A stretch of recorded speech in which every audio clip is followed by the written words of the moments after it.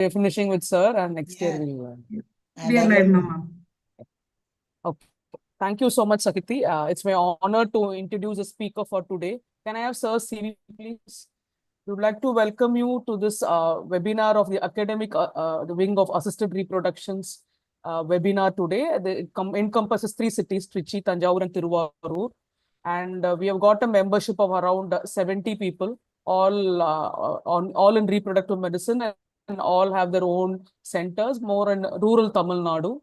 And we get our knowledge only through speakers who speak from different parts of the country. And we would like to always have speakers who have got genuine interest in the subject and who do original work.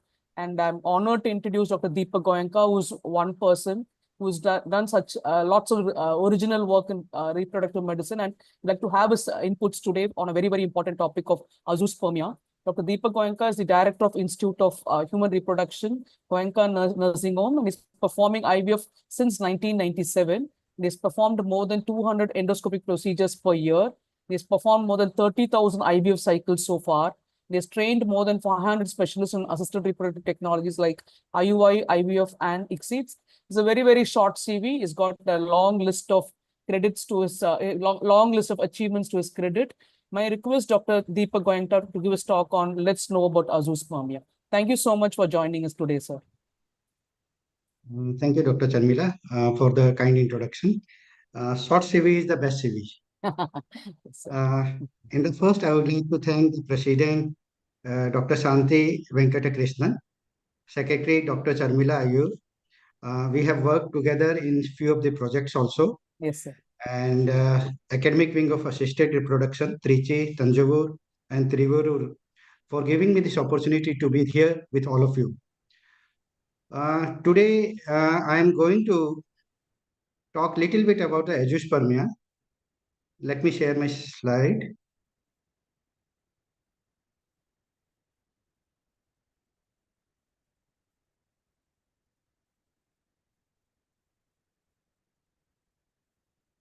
Right. Whenever we talk about the male infertility, many times we gynecologists becomes little uncomfortable because usually the treatment of the male infertility is not a part of our curriculum. Most of our medical colleges, we treat only the female partner, not the male partner. And in the male partner, and it's very specifically if we are talking about the azoospermia, very few of us treat them very scientific manner. So today, let us try to understand what is azoospermic male, how to diagnose, and what are the therapeutic options we have. The definition of azoospermia is very simple. That is, when we don't see any sperm within the ejaculate, that means it is a case of azoospermia. But life is not so simple. We have to have a lab diagnosis of the azoospermia, proper lab diagnosis. I have made this slide blank deliberately. Most of the time, in fact, in our clinic, what we see, whenever we get a patient of azoospermia, which is labeled outside as a azoospermia, in our clinic, 50% of them are labeled as cryptozoospermia. That means they are not azoospermic, but unfortunately they are labeled as azoospermia. They are actually the case of cryptozoospermia. If a patient ejaculates, say for example, 1 ml of the semen sample, and our laboratory scientists, they visualize only 1 drop of the semen sample. Out of 1 ml, only 1 drop of the semen sample under the microscope. If we don't see any sperm in that 1 drop, we cannot label them as azoospermic. There may not be any sperm in that particular drop, but in the remaining sample, there may be sperm. Presence of even one sperm in the whole ejaculate changes your whole diagnosis. That simply means it's not a case of obstruction. If we don't see any sperm in the whole ejaculate, then it may be obstructive azoospermia or non-obstructive azoospermia. But if we see even one sperm, that changes everything. So we have to evaluate the whole semen sample. How is it possible?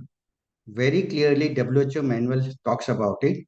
We have to dilute the semen sample 1:5 ratio, then centrifuge it at the speed of 3000 rpm for 15 minutes, then we have to examine the whole of the pellet. In the whole of the pellet, if we don't see any sperm, then only we should call it azoospermia. If we see even a single sperm in the pellet, then it's a case of cryptozoospermia. So there is a hell lot of difference between azoospermia and the cryptozoospermia. We must remember them. We must educate our laboratory as per WHO manual. The recent manual is the sixth edition, and every edition talks about it. I think from fourth edition onwards, they started talking about how to give a laboratory diagnosis of azoospermia. Now, once we have a report of azoospermia, how to interpret it? To understand azoospermia, I will go only to the first year MBBS. Hopefully, all of us were not sleeping in the first year MBBS. Most of us were struggling in the first year MBBS to understand what is happening around.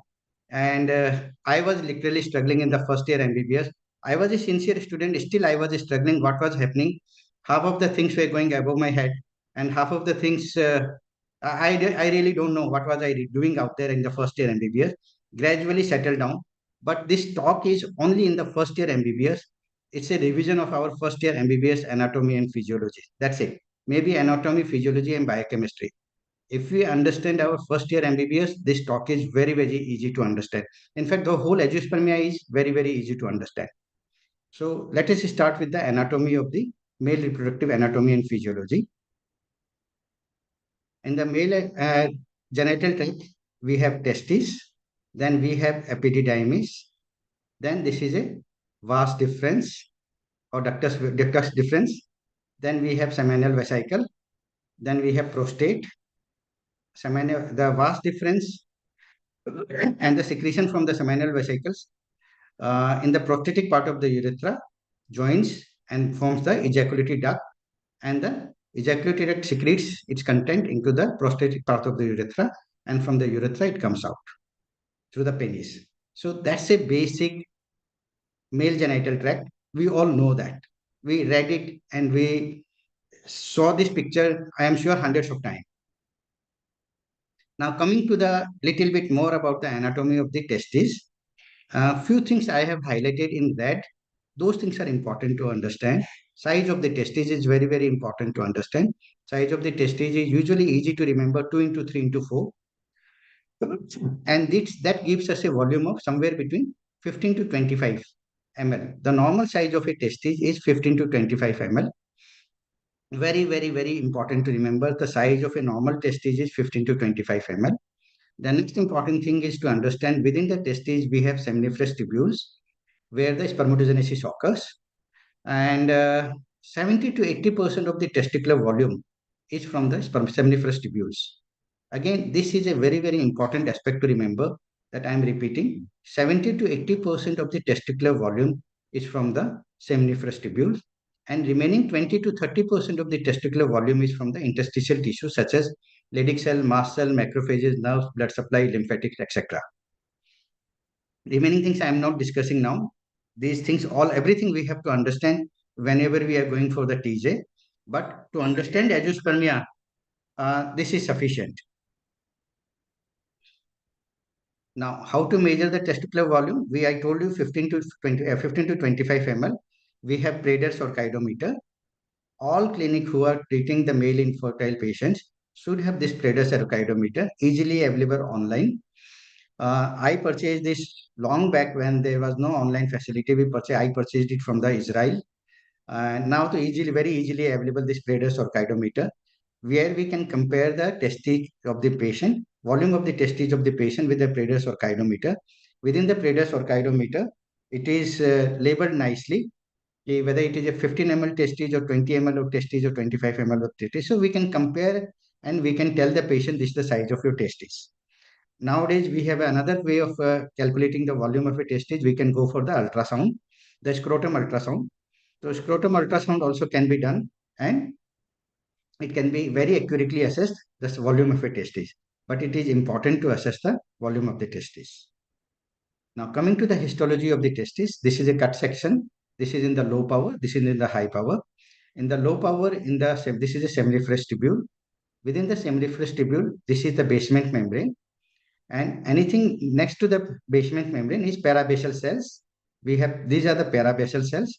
This is the lumen of the seminiferous tubule. Next to the lumen, adjacent to the lumen, we call it agluminal area. This is lumen, agluminal area, parabasal cells, and this is basement membrane. These are the four broad histological areas. If we understand, life will be much easier. This is in the higher magnification. This is the basement membrane, and these are the parabasal cells, right? If anybody wants to discuss anything in between, Dr. Charmila has given us sufficient time. So if anybody wants to interact with me within the in between, they are most welcome to interrupt me. And in fact, it will be a pleasure to interact in between the talk. Again, towards the spermatogenesis, I'm not going in detail of the spermatogenesis. So we have to understand few basic things. The immature cells are at the parabasal cells, and the mature cells, that the spermatogenesis occurs as the sperm matures, they goes towards the lumen, and within the lumen we get the mature sperm or spermatozoa. Now this is just a picture.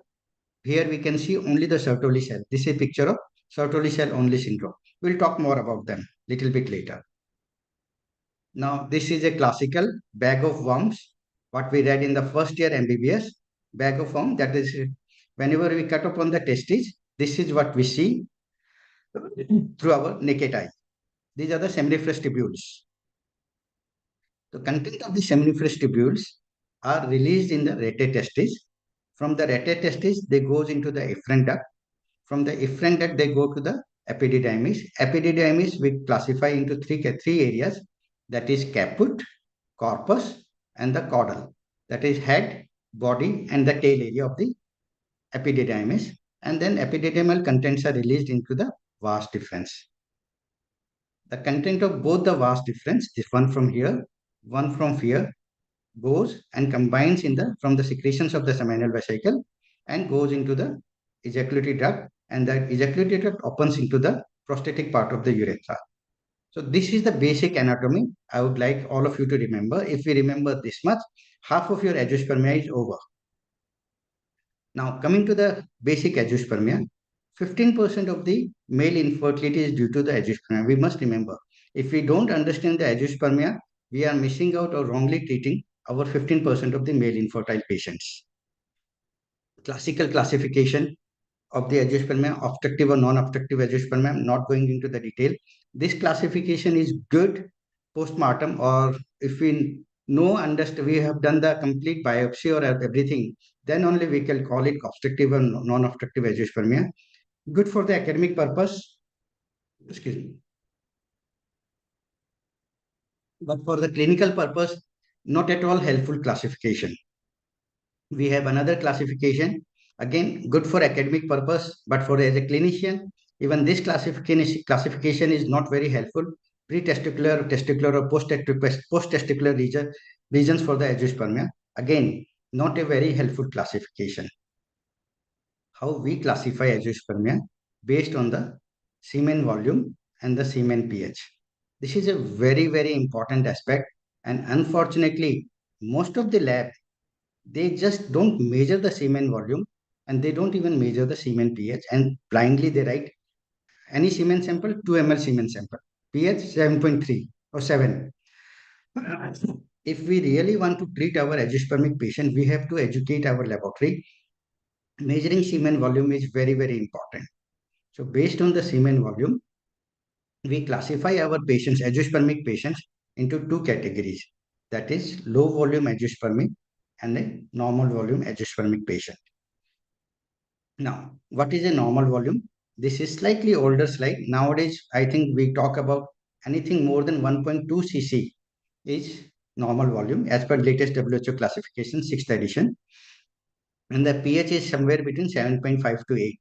So if the low volume semen man means if the semen volume is less than 1 cc and pH should be somewhere between less than 7, somewhere between 6.5 or 7 or anything less than 7, we call it low pH semen sample. If we remember this, another 10 to 20% of azoospermic is over. So the first category we will talk about is low volume semen sample, with low pH. To understand this, we have to understand the content of the semen. The content of the semen, majority of the content comes from the seminal vesicle, and which is alkaline in nature. Alkaline phosphatase is released from the seminal vesicle along with the fructose, which is alkaline in nature. 70% of the semen volume comes from the seminal vesicle. 10% of the volume of the semen comes from the vas deferens, and 20% comes from the prostatic secretion, which is acidic in nature because of the acid phosphatase. So these are the contributors of this semen sample. Repeating, 70% from the seminal vesicle.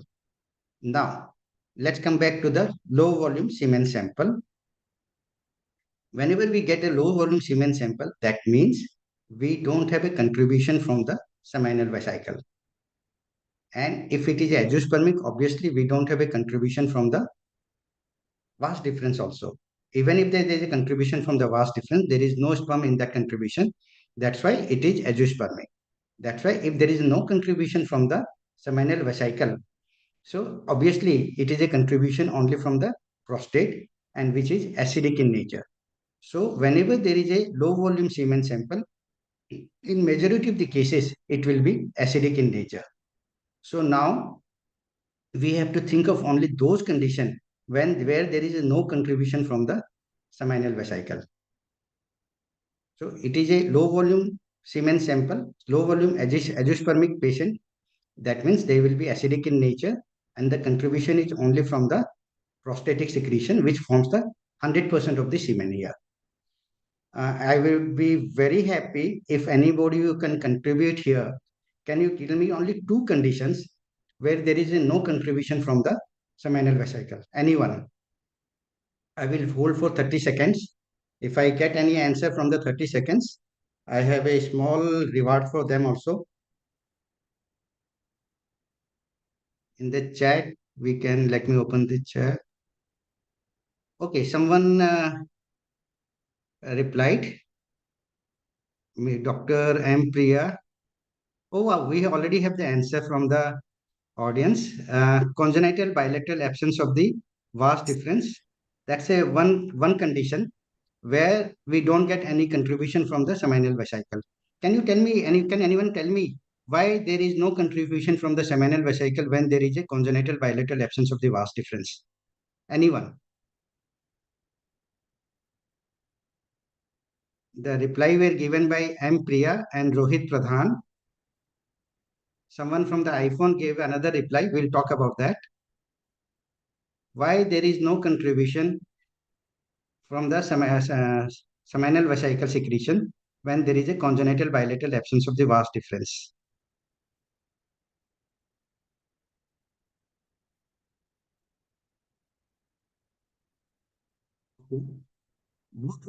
Origin of both the glands, both the structures. Wow, Dr. Nitesh Prabhu has replied that. Amazing. That's so nice. Uh, he is right. He replied that lineage is same. Uh, embryological origin of the both the structures, that is by a vas deferens and the seminal vesicle, is same. If one is defective, the other is defective. So if there is a congenital bilateral absence of the vas deferens, obviously there will not be seminal vesicle. We'll talk about the different anatomy of the seminal vesicle in that condition. So that is one reason when there is a low volume semen sample. Another reply was given by someone from the iPhone. I don't have her name or his name. Someone for ejaculatory duct obstruction.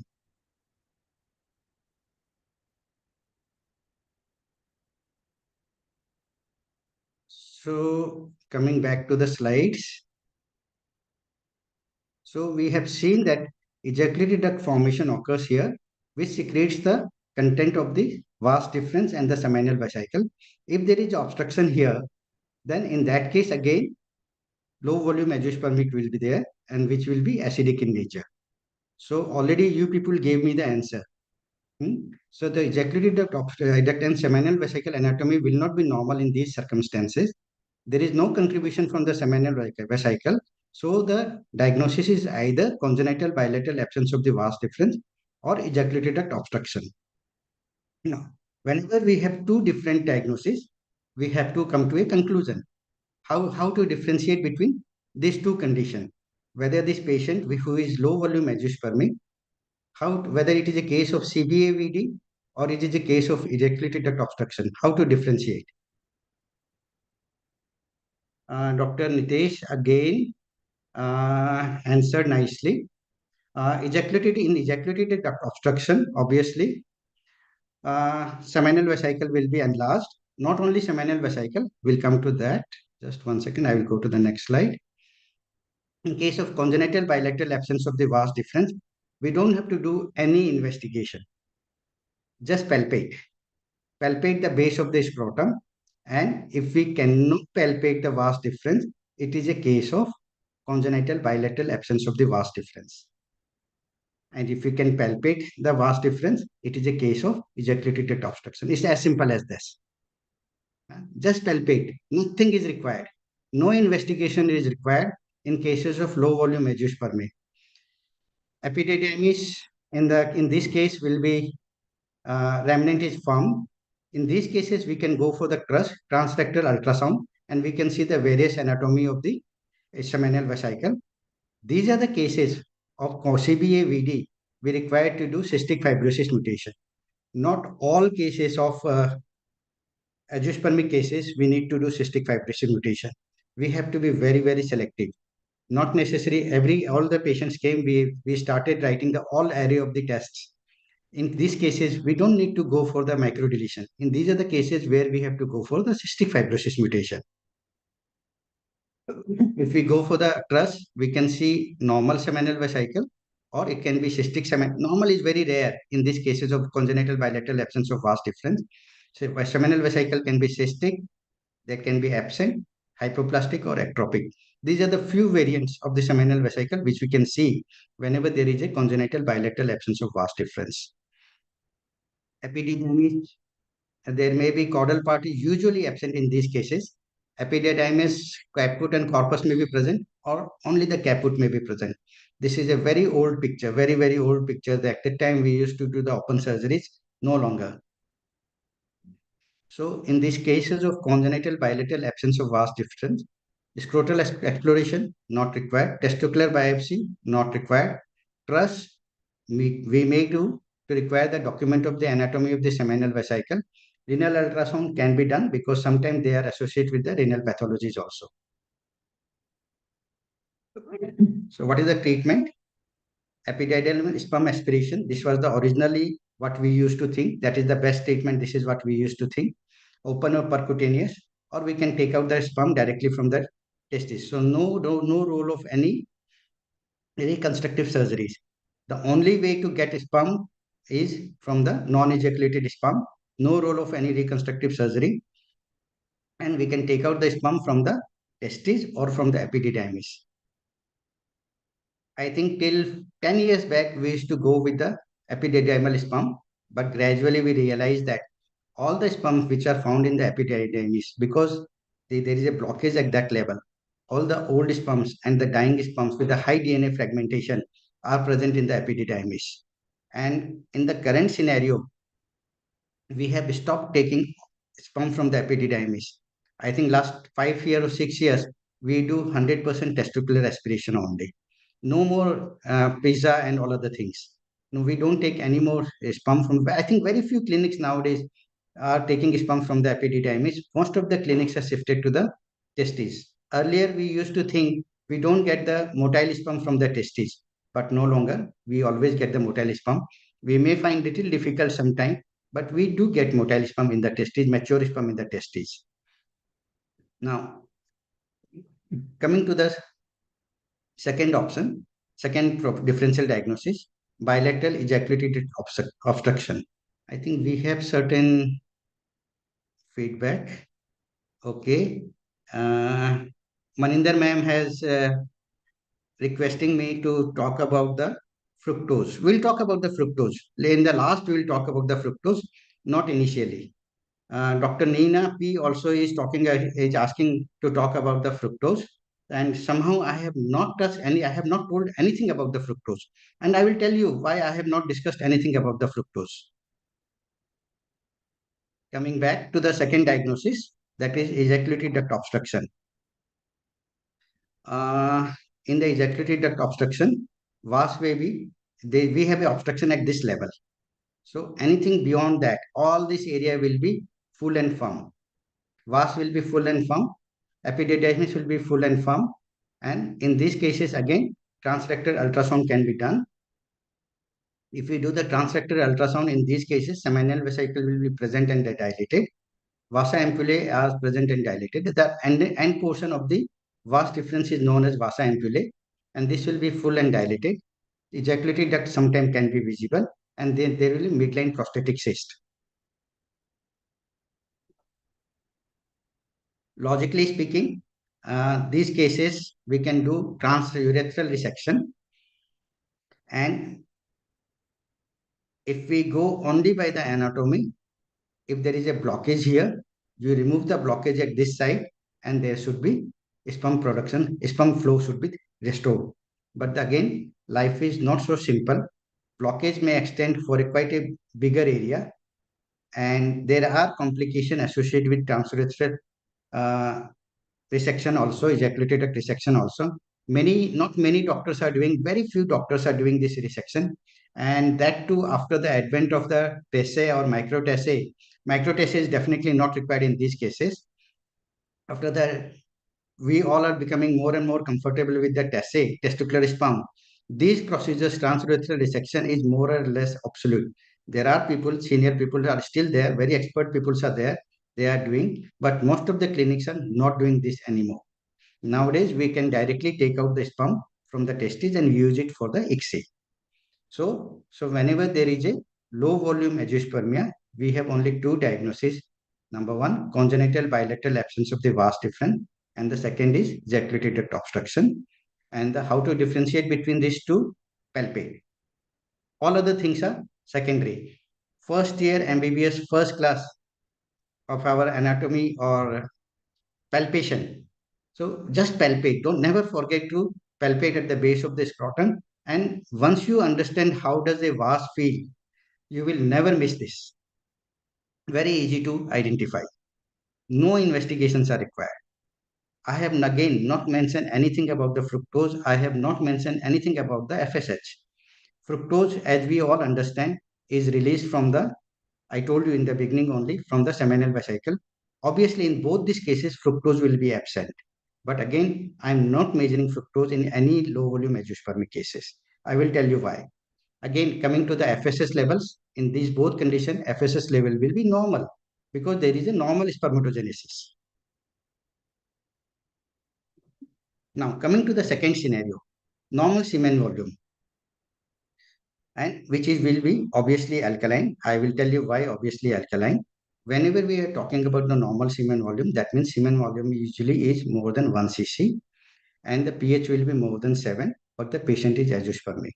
For example, patient usually give us a sample of 2.5 cc. In low volume azoospermic cases, most of the time patient will say, sir, एक drop या दो drop, only one drop or two drop has come out. Only that much usually I ejaculate.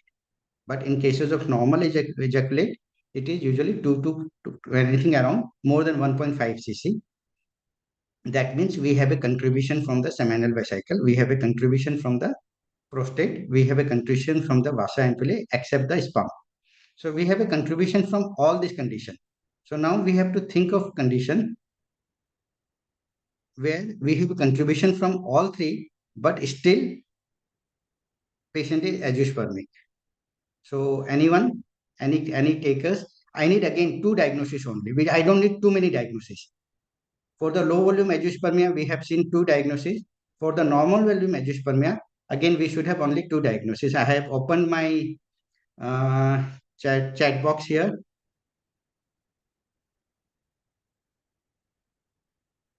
Okay, Dr. Rohit has told us, Dr. Rohit Pradhan, that is primary testicular failure. Yes, Dr. Ampriya also told us. So it is a testicular failure. It is a case of testicular failure. One more diagnosis. Let's not talk about Rohit, about the primary testicular failure. It can be secondary testicular failure also. Hypo, Rohit, it's a exception. We will again comes into this category only. But hypo is exception. Intratesticular obstruction, Dr. Nitesh is writing. Amazing. This. So basically, yes, these are the two diagnoses I was looking at. Why only intratesticular obstruction? It can be the vas obstruction also. It can be epididymal obstruction, vas obstruction, intratesticular obstruction. Basically, obstruction anywhere proximal to the ejaculatory tract, or it can be a case of testicular failure. So only two diagnoses we have. So either it can be a case of testicular failure or it can be a case of obstruction.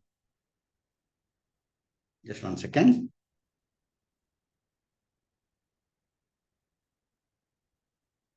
Now, when we have two diagnoses, just like earlier, it can be a spermatogenic failure, that is non-obstructive azoospermia, or blockage of the vas or epididymis, that is obstructive azoospermia. Again, to differentiate between these two conditions, we don't need very hi-fi investigations. Palpate, palpate. Look at the size of the testis. In case of testicular failure, that the size of the testis will be small, whereas in case of obstruction, the size of the testes will be normal. Consistency of the testes will be soft in the testicular failure, whereas in case of obstruction, testes will be normal in obstructive azoospermia. Palpate. We have to learn how to palpate the testes without hurting the patient.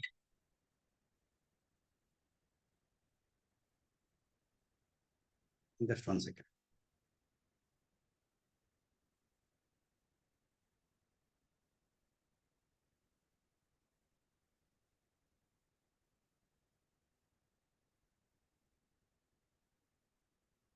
Right. Coming back to the, we have to know size of the by palpation. We can look into the size of the testes and the consistency of the testes. Palpate epididymis. In case of testicular failure, epididymis will be soft, whereas in case of obstructive azoospermia, it will be full and firm. Vast difference again, in case of testicular failure, it will be soft. Sometimes it will be difficult to palpate the vast difference, but in case of obstruction, vast obstruction, then from the site of the obstruction, it will be easy to palpate.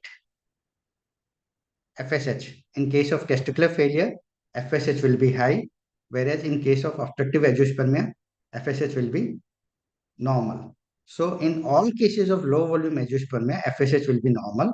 In cases of normal volume azoospermia, FSH will be high if the testis is small, that is testicular failure, or else if the FSH is normal, it goes in favor of obstructive azoospermia.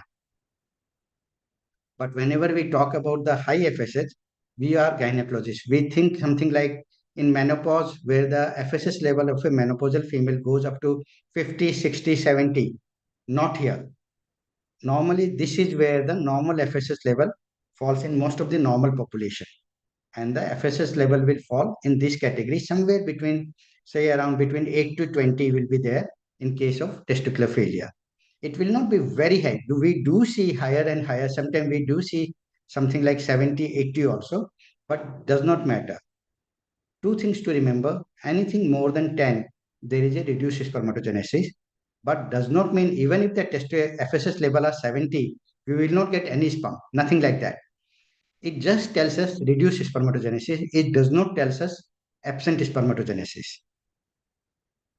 So depending on the FSH, we cannot decide whether we should go for the testicular sample or not. It just tells us the chances of getting the sperm. If the FSH level is 4, 5, 6, 7, chances of getting sperms are very high. If the FSH levels are say around 17, 18 or 70, 60, 70, 50, chances of getting sperms are low, but never absent. It is not all or none phenomena. I think I am getting some messages. Let me see if we have any messages. Yeah, I think that's no more new messages. Right. So in the normal volume azoospermia, again, diagnosis is easy to make based on the physical examination and FSH levels. No need of any testicular biopsy, no need of any vasography, nothing like that. So if there is a non-obstructive azoospermia, that is testicular failure, These are the cases where we should go for the karyotyping or Y chromosome microdeletion, and then we can go with the TESA or microtessa, and no prior testicular biopsy is required. And if it is obstructive azoospermia, again we have two obstruction, TESA and reconstructive surgery.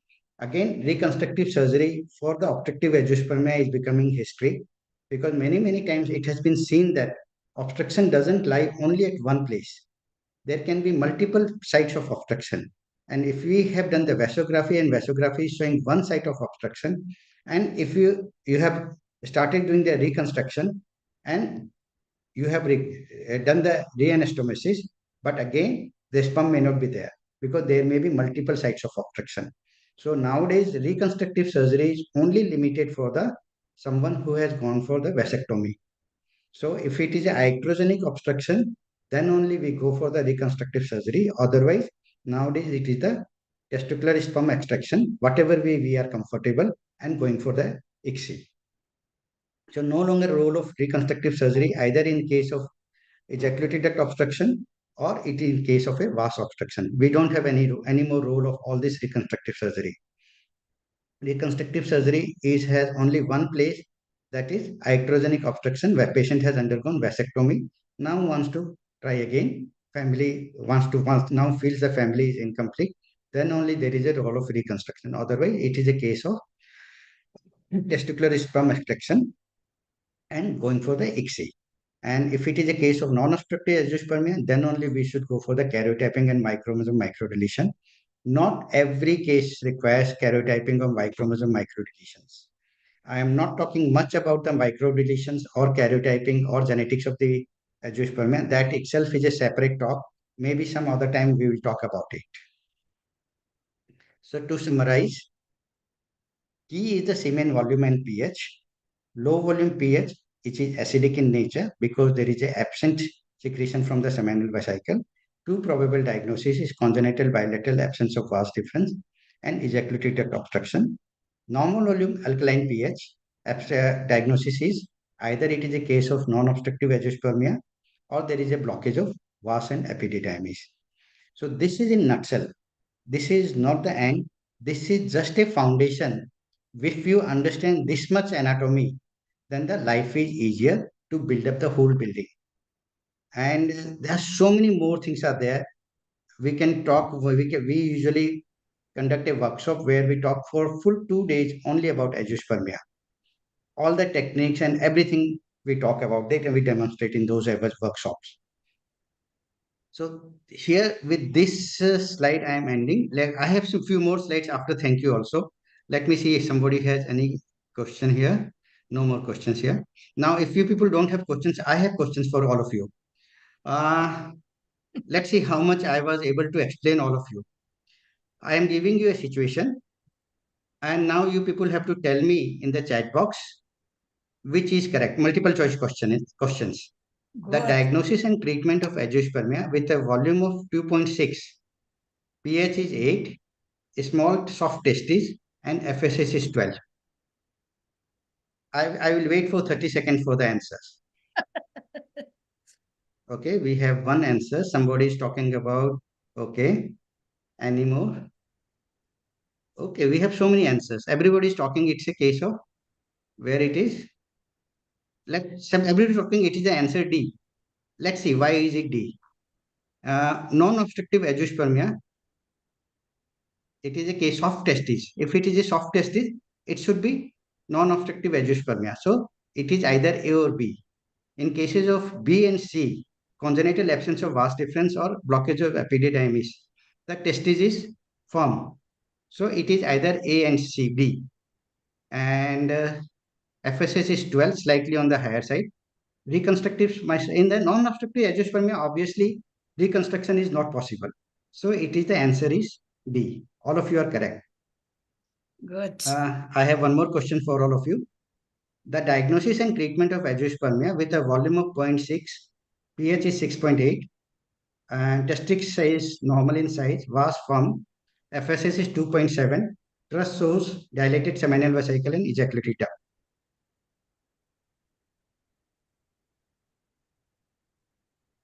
Answers. Okay.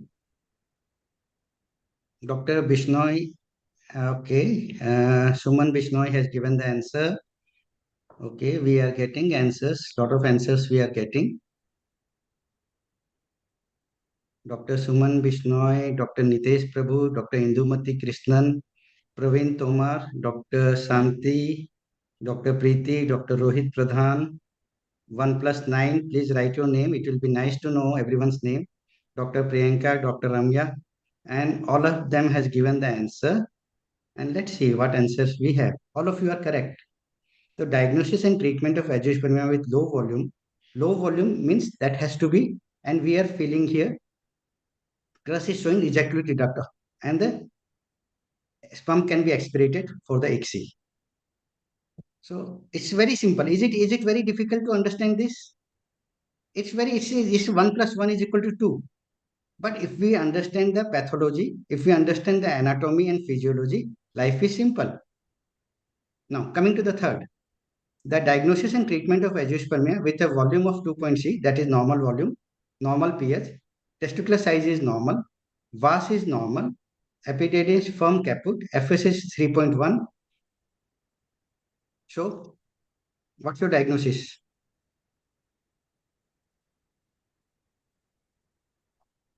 Normal volume azoospermia. It's as simple as that. And with FSS is normal. We got two answers. 3.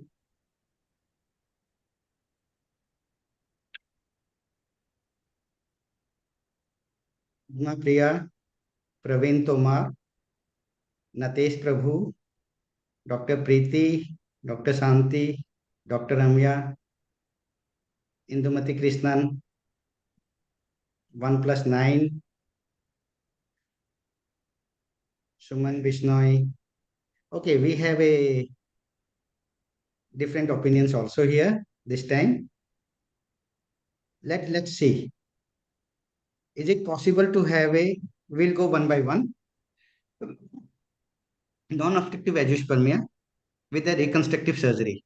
Is it possible to have a reconstructive surgery in a non-obstructive azoospermia? No. So obviously, option A is wrong. Ejaculatory duct obstruction cannot have a normal volume.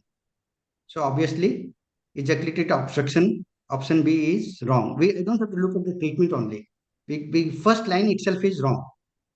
Coming to the last, C is blockage of the epididymis, reconstructive microsurgery. If you blockage of the epididymis with the reconstructive microsurgery, is it possible? Blockage of the epididymis, is it possible? Possible. And D, non-obstructive azoospermia with the normal size of the testis? No, it is not possible. Someone gave the answer D. Now remember that in non-obstructive azoospermia, that means it is a testicular failure. In that case, testis size will be small.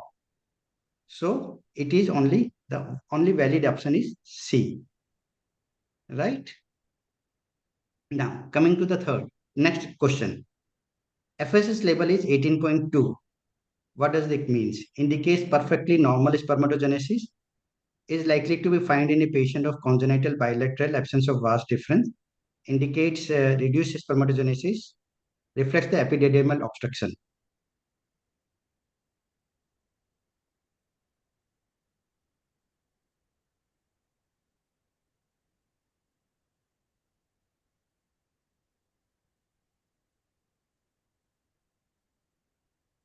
Why I am not seeing?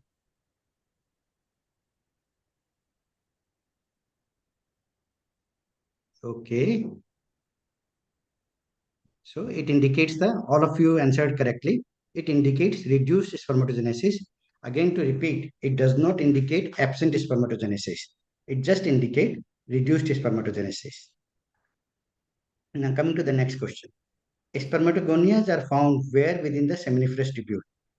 In the lumen, along the basement membrane, offset from the basement membrane, attached to the spermatid. I have not covered actually the spermatogenesis here.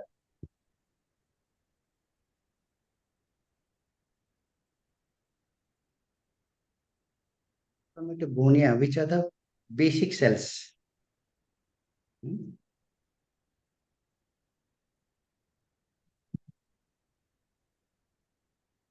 Okay, some of you have answered A. No, it will be B. Not. So, along with the basement membrane, as the spermatogonia matures, primary spermatocyte, secondary spermatocyte, spermatid, and spermatozoa, they move from the basement membrane towards the lumen. So, along with the in the lumen, usually we get mature sperm. The basic immature sperm is spermatogonia, which are found near the basement membrane. Now, this one. Congenital bilateral absence of vas difference present with what combination? Congenital bilateral absence of vas difference is present with what combination?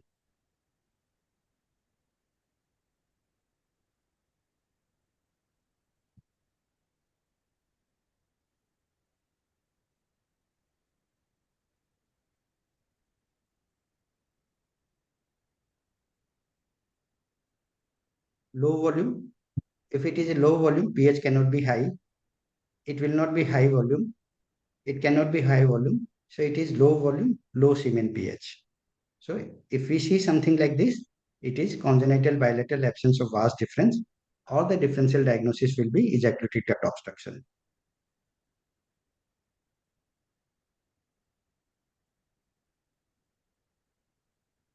Now, coming to the everyone's favorite, fructose.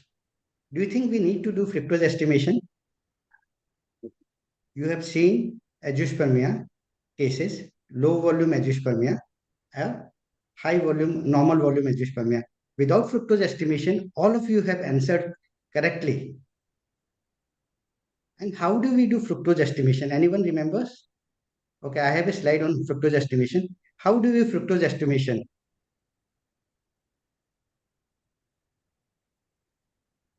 Anyone? I am looking at the chat box. This is again biochemistry. We all have done the fructose estimation in our biochemistry classes. Which test? Okay, Dr. M. Priya. Benedict test? No. Benedict test is for the sugar.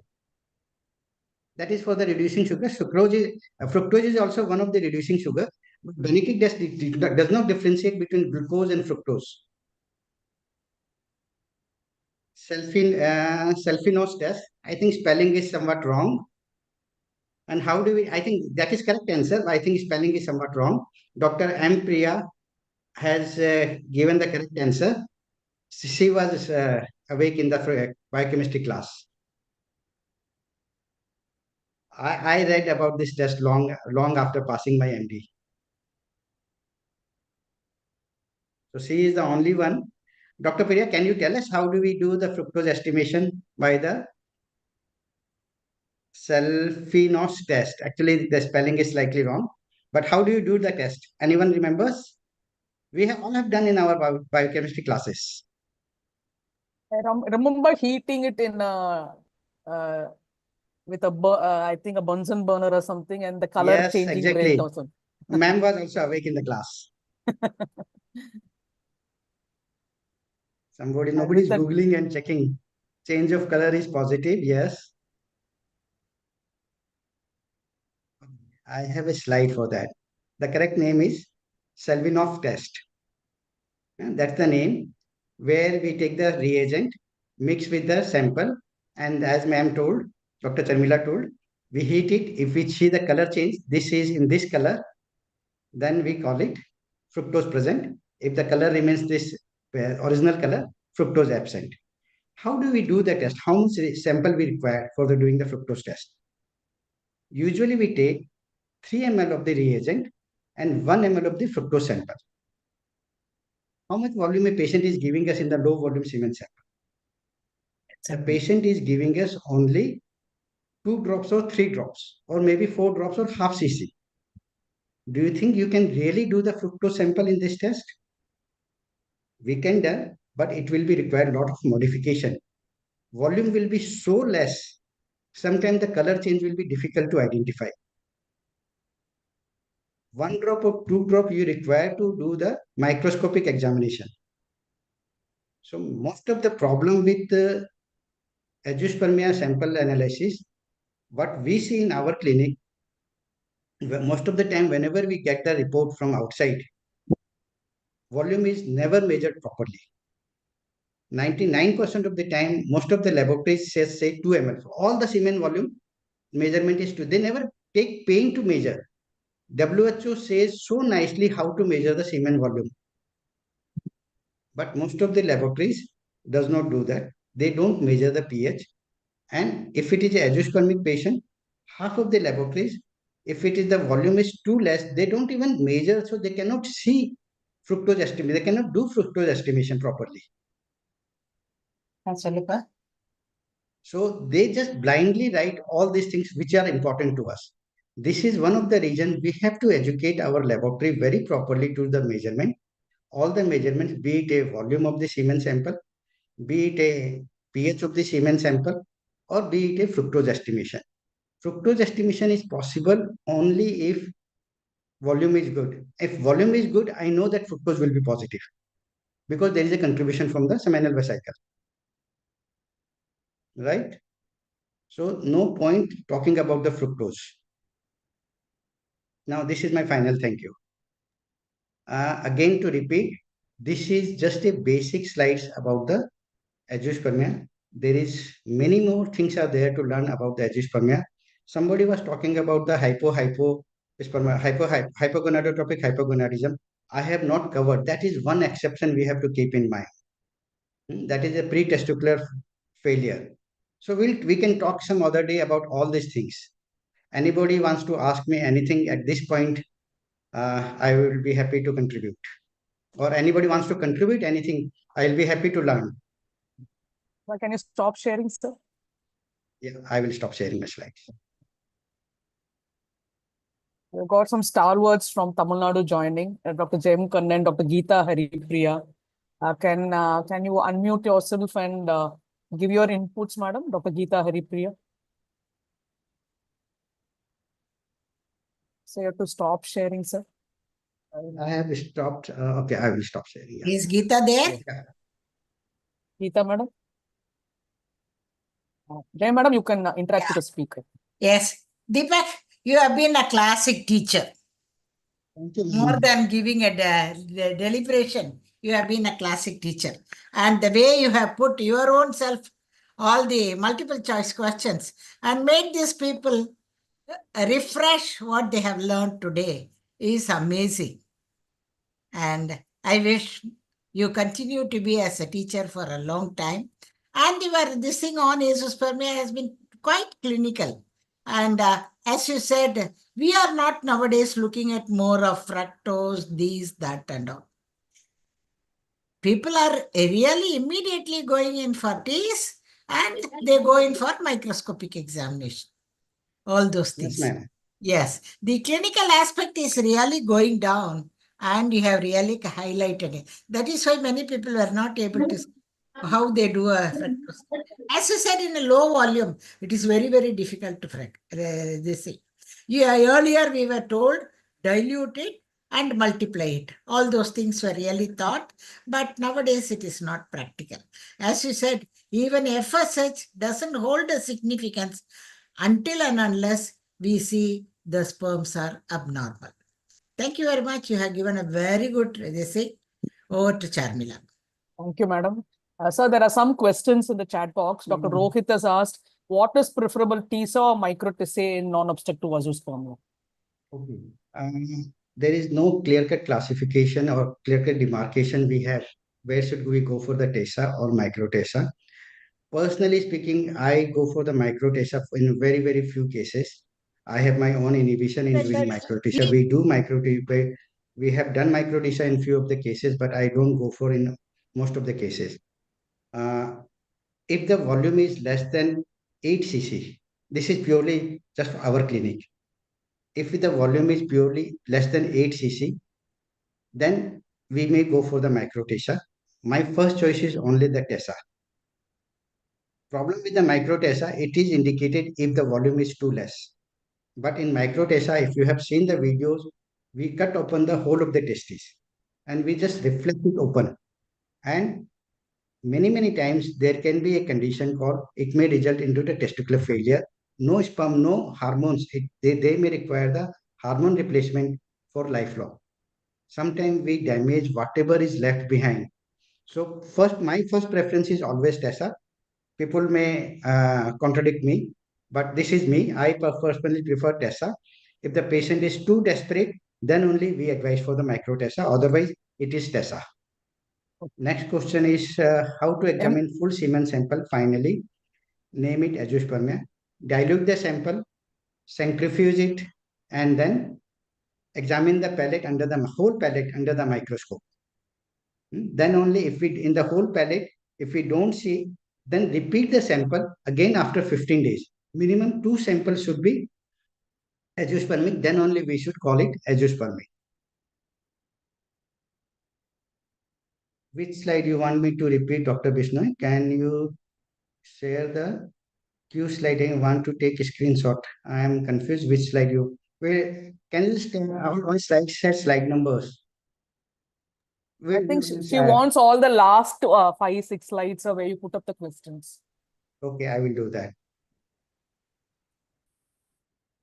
Is PESA not needed in ejaculated duct obstruction also? Not required. Not required. PESA is no longer done. Very few people, old people who are experts in doing the PESA, they are only doing the PESA. Nowadays, testicular sperms are good enough. We have a big volume big volume area. We can inject a needle from the directly in the testis and take out easily.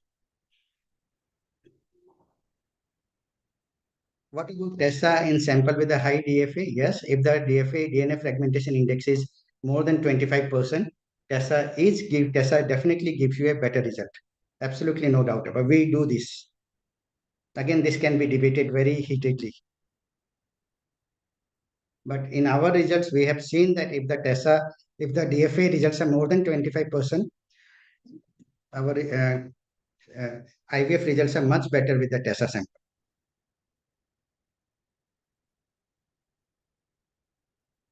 I will show my slides just once again. Just 1 second.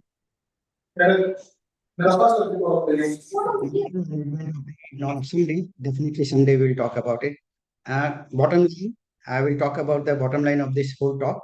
Not much role. Very limited role. Very limited role. Hypo is one condition where there is a role, but very limited role.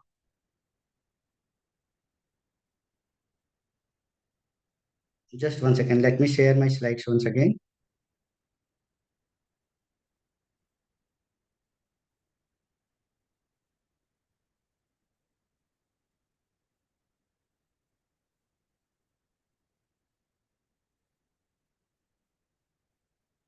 If you can tell us on the right hand lower side, there are slide numbers. She wants a question, sir. The last Okay. after this. Yeah, all this she wants. Dr. Bisnoy, please take your screenshots.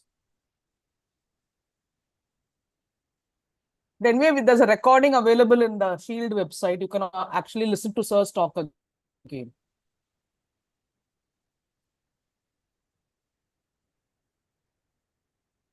So usually we have around 70 to 80 attending, but our viewership is around 1,000, sir.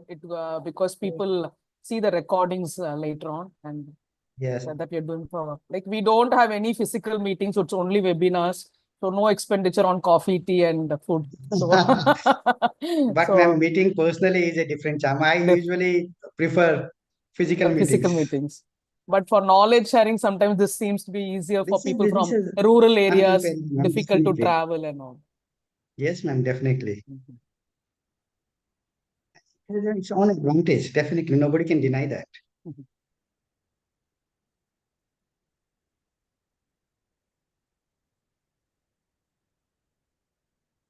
I think we are finished, sir.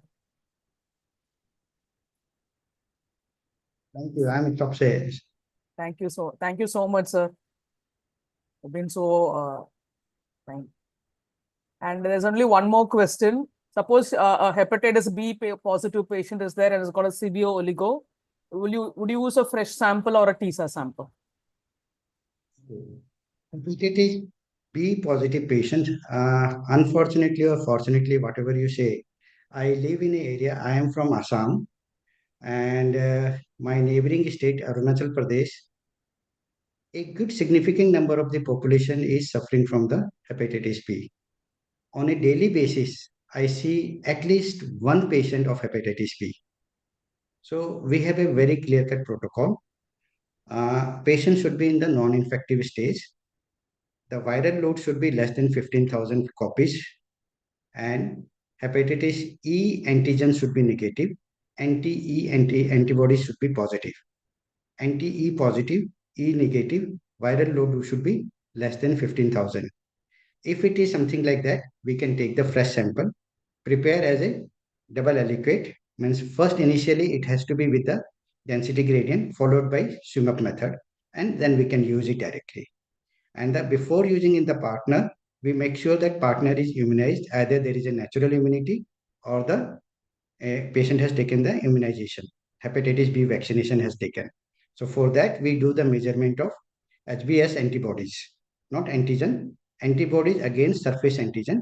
If it is more than 100, then we take it as a immunized partner. If the antibodies are less, then we go for the immunization and we check it again after 1 month. So it is a very written protocol in our clinic, and almost on daily basis we see cases of hepatitis B. And there's another question from Dr. Where Preeti. can we see all the lectures? Please, sorry, ma'am, please. There's a question from Dr. Preeti. Patients with severe oats with morphology 0% planned for ICSI. How do you proceed, sir? And they've given antioxidants. Will TSA help? Antioxidant you can give any place and anywhere. How much it helps, how much it doesn't help is we can talk whole day about it. But no harm in giving antioxidant. If the patient is affordable, go for it. Whether it will help or not, it will not help. Very difficult to say. We really don't have any good randomized studies about the antioxidants. Whatever studies we have, 5 patients, 10 patients, biggest studies talks about the 60 patients, which definitely is not sufficient. And a lot of marketing is there. So go for it. Antioxidant, no harm. It does not causes any harm. So go for it. Make sure that you go for the 0% normal morphology. Go for karyotyping is a must. You can use the ejaculated sperm, but again, as you have told, TESA is helpful in these cases. TESA is definitely gives you better result in these cases. Go for the TESA, but make sure that you do karyotyping. And there's a question. Karyotyping report to the male is 46 XYQH, and the patient is azoospermic. What is the significance of that? The FSH is 13.5. The testosterone level is 635. Again, big debate between me and my genetist. I'm a clinical genetist. This is what we call polymorphism. The definition of polymorphism is if the particular genetic problem is prevalent in the normal population, in more than 1% of the normal population, we call it polymorphism. And its population should be the normal population. YQH plus or YQ9QH plus or QH minus you have written. Which QH, YQH minus or 9QH minus, both are very popular, very common in our Indian population. If you look from the genetics point of view, as per them, this is a normal variant and does not cause any problem. But in our clinical practice, we have seen that all QH minus, whether it is a YQH minus or 9QH minus, this type of polymorphism does reduces our chances of pregnancy. They are associated with low fertilization, associated with low cleavage, low implantation, higher abortion rates. We have not published, but I have data of more than 200 cases of different polymorphisms.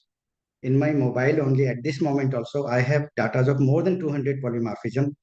The results are, we do struggle. It's not that we don't see natural pregnancy in these cases, but the struggle is much more. If some patient without QH, if I have 10 patients without normal karyotype, out of 10, 6 is conceiving in one cycle. With QH minus, only 2 will conceive. So pregnancy chances significantly decreases whenever there is a polymorphism. Thank you FSH so is usually normal. If there is Okay, this is azoospermia also, because the QH minus is also seen in a patient with the less than 5 million sperms, 5 million per ml sperm. Thank you so much, sir. Dr. Indumati has asked you about the details of the workshop you're conducting. I will definitely let you know. So if you Last put it, we'll put it on our post-COVID, group. Yeah. yes, I will do that. I will inform you also. Yes, sir. Yes, sir. Thank you so much. Wonderful talk. It was so interactive. And the people who have joined today would have enjoyed immensely the clinical part of evaluation of azoospermia, because reading in a book and trying to understand is so difficult. But sir has simplified every aspect of management as well as the evaluation. Thank you so much, sir. You ended our year with a great, I think, an academic input. It is one of the best webinars you have attended in a long time. We'll call you Thank you, again, ma'am. trouble you again, and then Anytime, ma'am. It is a yeah. pleasure to be here, part of this Thank, society. yeah. Thank you so much, sir. And give the details of your classes and workshops, and people from Tamil Nadu also will attend. Thank you so much. Sure, ma'am. Yeah. Thank you, ma'am. Thank you, sir. Thank you. I would like to thank all the delegates who have joined today and for that very interactive webinar. A special thanks to Dr. Jem Kannan, the Vice President of the Society, as well as the other members who have joined, and all the delegates. A special thanks to Dr. Maninder Aguja, who's joined from Faridabad, and she's giving you lots of appreciation for a wonderful talk, and appreciation from everyone from the forum also today. Thank you so much, sir. Thank you.